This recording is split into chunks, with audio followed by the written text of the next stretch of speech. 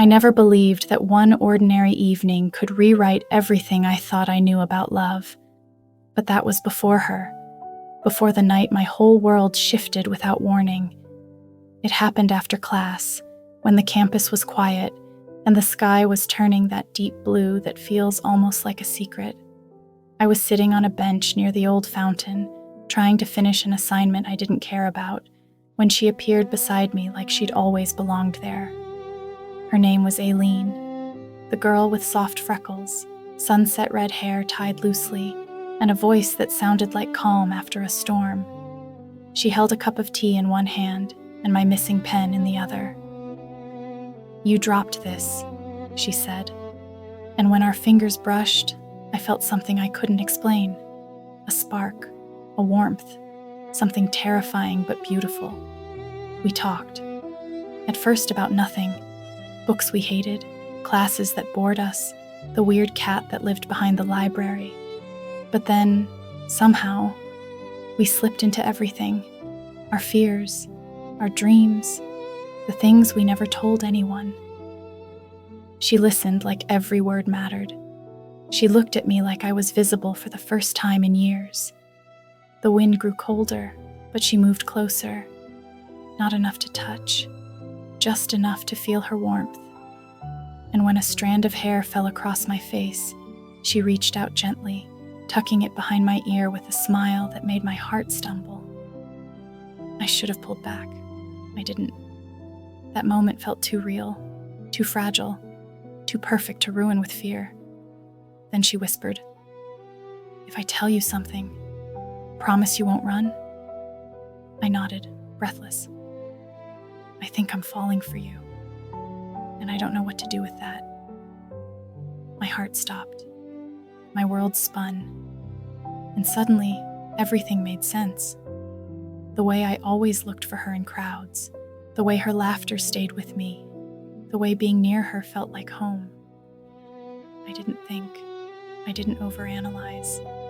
I just leaned in, letting my forehead rest against hers, whispering, "You're not alone in this."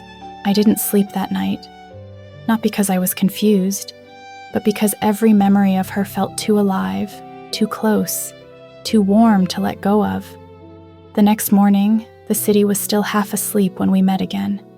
She stood there, leaning on the railing of the small pedestrian bridge, hair messy, eyes soft, holding 2 coffees like it was the most natural thing in the world.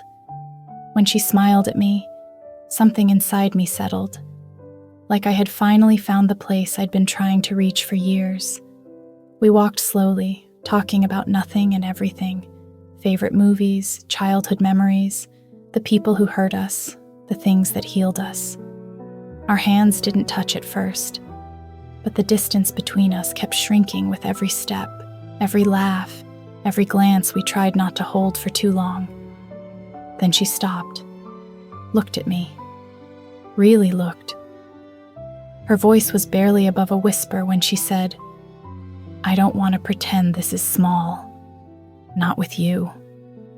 Her fingers brushed mine, hesitant, warm, searching. I froze for a moment, feeling the world narrow to just that touch. When I intertwined my fingers with hers, she exhaled like she'd been holding her breath for days. We spent the whole day together, wandering the park, sharing pastries, taking photos of nothing important. But every moment felt like a scene from a film I didn't want to end. Later, when the sun dipped behind the trees and the sky turned gold, she stepped closer, her forehead resting gently against mine. No rush, no doubt, just quiet understanding. "I think I'm falling for you," she whispered. I felt everything at once, fear, joy, disbelief, hope. But I didn't pull away. I didn't hide. Instead, I held her cheek softly and kissed her the way I had wanted to all day.